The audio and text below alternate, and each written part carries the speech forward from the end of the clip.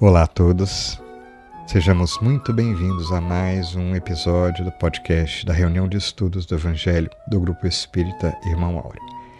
Na busca então da gente continuar estudando o Evangelho, o Sandro preparou para nós uma abordagem do capítulo 3 do livro Vivendo com Jesus, de Amélia Rodrigues, psicografia de Divaldo Franco, intitulado A Treva e a Luz. Não vou dar muitos detalhes, porque o Sandro chega agorinha, né? Aliás, um esclarecimento. O texto, né? A discussão foi elaborada pelo Sandro com a colaboração do Evaldo, e ele me pediu que emprestasse a voz. Então a narrativa é minha, mas toda a elaboração, todo o convite à reflexão, muito pertinente, inclusive pertence ao Sandro. Então, sem dar spoiler do que vem daqui a pouquinho, né? Mas eu gostaria de ler para vocês as duas últimas frases com que a Amélia Rodrigues encerra esse capítulo. E ela diz assim: ninguém antes falara assim, com naturalidade, a linguagem que todos entendiam. Mas esses eram os primeiros raios de luz que penetravam a noite, a fim de transformá-la em dia de festa que viria depois. Este livro de Amélia Rodrigues é muito tocante, porque consoante o que o Sandro preparou para nós, né? Fala de Jesus que está junto a nós nos dias atuais. Como ela diz, a luz permanece conosco em dia de festa, convidando-nos todos os dias à reflexão. Isso cria condições da gente ouvir Jesus com naturalidade, numa linguagem que o nosso espírito, se assim estiver disposto, pode entender. Então, daqui a pouquinho, ouçamos o podcast preparado pelo Sandro, mas eu já queria deixar aqui o convite para que você participasse conosco da live que ocorre mais tarde. Além do Sandro, estará também o Evaldo, e essa oportunidade é muito importante, porque dá condições da gente ter mais tempo de estender os raciocínios, de conversarmos, responder perguntas, de interagirmos, enfim. Não se preocupe, porque o podcast fica gravado, tanto no canal do YouTube quanto nas demais plataformas de áudio, e convidamos você, nesse convite estendido, a estar junto de nós nesse esforço por divulgar, estudar o Evangelho, a Palavra do Bem, por todos os meios ao nosso alcance. Esteja conosco na live, assista depois, deixe o seu comentário, divulgue os links, enfim, venha conosco nesse esforço de melhora íntima e de difusão da Palavra do Bem. Feito isso, convidamos para que você permaneça até o final. Hoje, no nosso momento de oração, convidamos a poetisa Alta de Souza para nos acompanhar, iniciando com uma poesia, e logo na sequência faremos a nossa prece. Então, sem mais delongas, te convidamos. Vamos ouvir?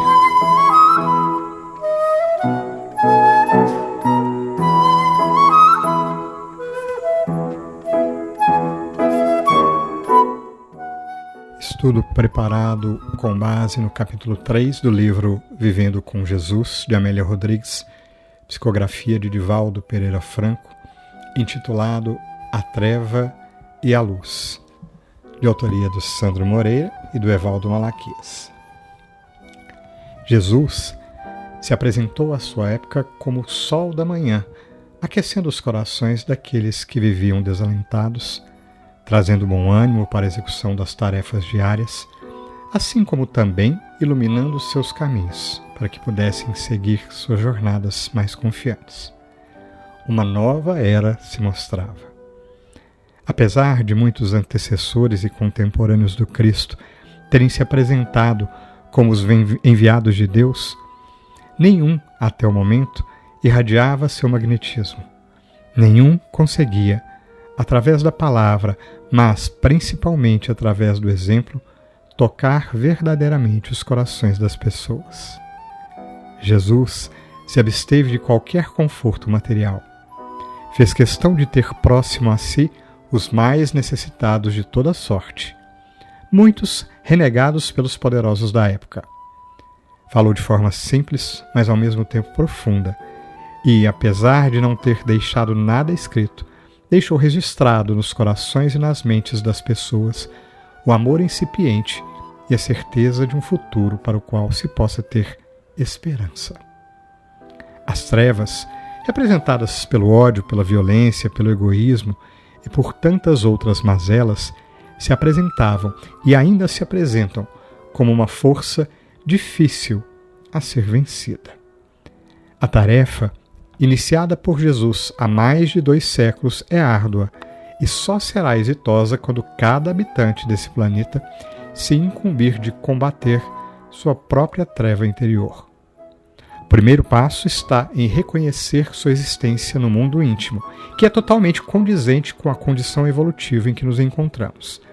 A aceitação de nossas imperfeições, sem culpa, é condição necessária à lapidação das mesmas. 2 situações podem retardar nossa reforma pessoal, no que tange a extirpação de nossas más tendências: a negação e o comodismo. A não aceitação de nosso lado sombra é sustentada principalmente pelo orgulho exacerbado que nos faz acreditar termos alcançado determinado patamar do qual ainda estamos longe. A interpretação deturpada do processo reencarnatório talvez possa afrouxar o empenho na busca por uma retificação, uma vez que novas oportunidades existirão. Realmente, temos a eternidade para trilhar o caminho rumo à perfeição relativa. Entretanto, alguns questionamentos devem ser feitos. À medida que adiamos nosso burilamento íntimo, as condições para a sua execução não se tornarão mais difíceis. Nossa insistência em determinadas atitudes não pode servir de exemplo àqueles que nos são próximos, nos tornando também responsáveis, mesmo que parcialmente, pela infelicidade do outro? Tenhamos, pois, fé em nosso Pai maior. Jesus nos trouxe a certeza da existência de um Deus amoroso e bom, que nunca nos abandona, nem mesmo nos momentos mais difíceis. Ainda hoje, como em outros tempos, a aceitação dessa verdade é vista por alguns como sinal de fraqueza, de submissão irracional.